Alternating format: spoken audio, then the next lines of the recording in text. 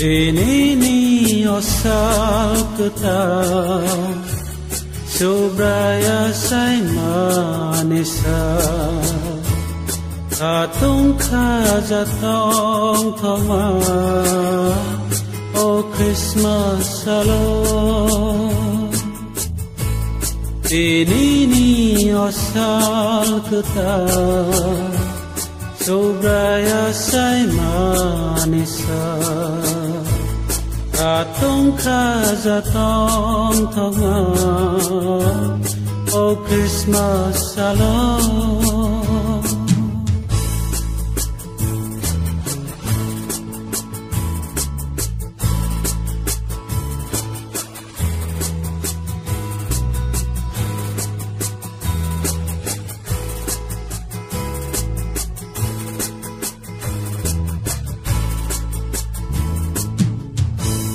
Bethlehem ni gwal logo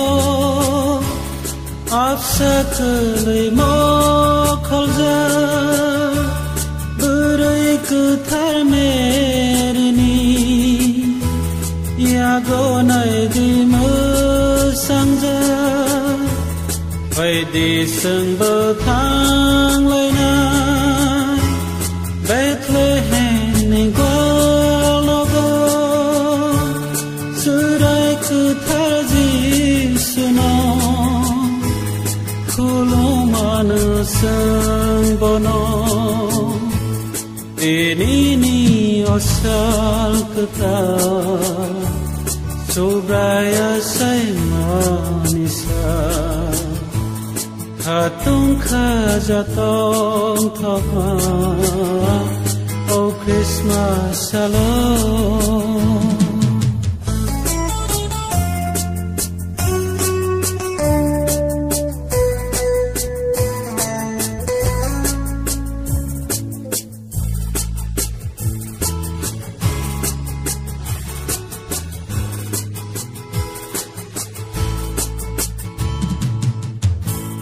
Asai kanang ho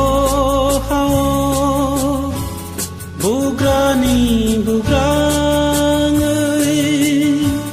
Joto boroni thani Khasang mano to bowi Manak mano sangsare Ubui phai khapo hono Khai kha bole ho hao Khasang ni bugang Ini ni osal kita Subraya say manisa Atung kajatong thoma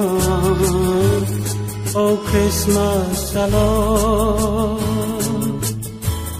Ini ni osal kita Subraya say manisa